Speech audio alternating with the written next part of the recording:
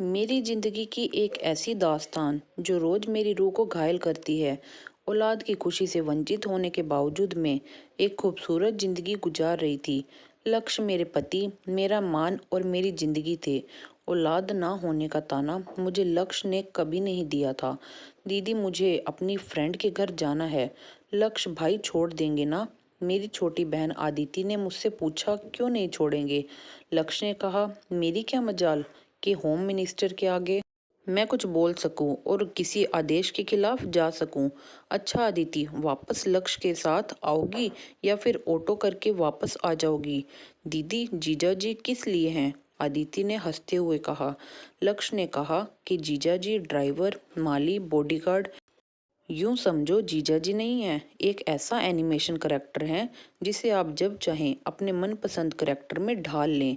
अच्छा लक्ष्य, अदिति को अपने साथ वापस ले आना। मुझसे माँ ने एक दो दफ़ा कहा भी था कि अदिति को लक्ष्य के साथ मत भेजा करो, यह सही नहीं है। किसी भी आदेश के खिलाफ जा सकूं। अच्छा अदिति, मगर मैंने माँ को यह कहकर खामोश कर दिया कि माँ जी, लक्ष्य बहुत मजबूत चरित्र के मालिक हैं और हमारी अदिति भी काफ़ी समझदार है। लक्ष्य अदिति को ऐसे चाहते हैं जैसे कोई भाई अपनी सगी बहन को चाहता है, बल्कि शायद इतना भरोसा सगे भाई पर भी नहीं किया जा सकता जितना मैं लक्ष्य पर करती हूँ। दिन यूं ही गुजरते रहे और मैं लक्ष्य और अदिति के आपस का व्यवहार देखकर बहुत ही खुश होती थी और कभी कभी तो मैं खुद उनको घूमने के लिए भेज देती थी। फिर जो कुछ हुआ उसका ना मैंने कभी सोचा था, ना कभी मेरे दिमाग में था। उस दिन लाइट भाग गई थी। लक्ष्य अपना मोबाइल घर पर छोड़कर बाहर गए हुए थे। मैंने टाइम पास करने के लिए मोबाइल उठा लिया और गाने सुनने के लिए ऑडियो चलाई। यह आवाज़ तो अदिति की थी। यह अदिति के शब्द थे या बम, मैं बता नहीं सकती कि वह लक्ष्य से कह रही थी, लक्ष्य, अब मैं आपके सिवा किसी से शादी नहीं कर सकती। मुझे आपसे मोहब्बत हो चुकी है। बात बहुत आगे जा चुकी थी। अदिति प्रेग्नेंट हो चुकी थी।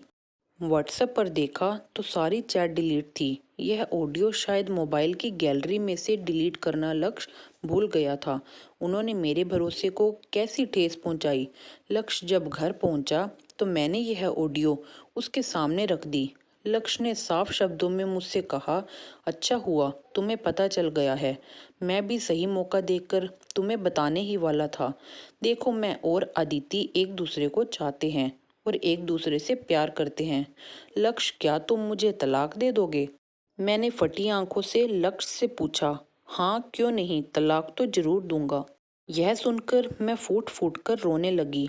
मैं माँ के घर गई और अदिति से कहा कि नागिन भी साथ घर छोड़ देती है। तू कैसी नागिन है? तूने तो अपनी बहन की खुशियों को ही डस लिया। तूने मेरे सुहाग पर ही डाका डाल दिया। दीदी, जो दिल चाहे कहो, यह आंसू कुछ दिन में सूख जाएंगे। मैं और लक्ष्य कोशिश करेंगे कि आपकी अच्छी तरह शादी हो जाए। बकवास बंद करो, तुम और लक्ष्य दोनों ही गंदे हो। नाम मत ले मेरा, सब कुछ तो मेरा लूट चुका है। अब तो मुझे अकेले ही इस आग में जलना है। तलाक के कागजात मुझ तक पहुंच चुके थे। लक्ष्य ने कोर्ट मैरिज कर ली। अब मैं उसी आग में जल रही हूँ जिसके शोलों को खुद मैंने भड़काया था। मैं ही तो कहती थी कि लक्ष्य बहुत अच्छे चरित्र का है और अदिति भी बहुत नेक है। गंदगी तो लोगों के दिमागों और आंखों में होती है। नहीं नहीं, यह तो होना ही था। मैं ही तो थी इन शोलों की परवरिश करने वाली माँ की। अगर मैंने बात मानी होती और साली बहनोई में कुछ रोक टोक या सीमा खींची होती तो आज मुझे इन शोलों में ना जलना पड़ता। साली और बहनोई दोनों को मौका देना ही दुनिया की सबसे बड़ी गलती है। दोस्तों, आपसे सिर्फ इतना कहना चाहते हैं कि मेरी इस कहानी को याद रखना ताकि आइंदा और कोई लड़की इन शोलों में ना जल सके। यह शोले कहीं किसी बुआ या भांजी को जलाते हैं तो कहीं मौसी या भतीजी को। आप इन सबको शोलों में जलने से बचा लीजिए। बता दीजिए इन्हें, यह शोले जो इन्हें जलाते हैं उनकी परवरिश भी यह खुद ही करती हैं। आइए इस सच्ची कहानी को दूसरों तक पहुंचाएं।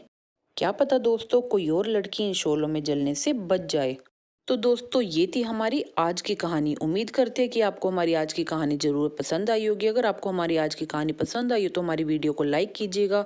साथ ही अगर आप चैनल पर नए हैं और आपने अभी तक हमारे चैनल को सब्सक्राइब नहीं किया तो हमारे चैनल को ज़रूर सब्सक्राइब कर लीजिएगा और घंटी के बटन को दबाकर ऑल पर सेट कर लीजिएगा ताकि हमारे आने वाली वीडियो की नोटिफिकेशन मिल सके आपको सबसे पहले। तो दोस्तों मिलती हूँ आपसे अपनी अगली वीडियो में। तब तक के लिए धन्यवाद।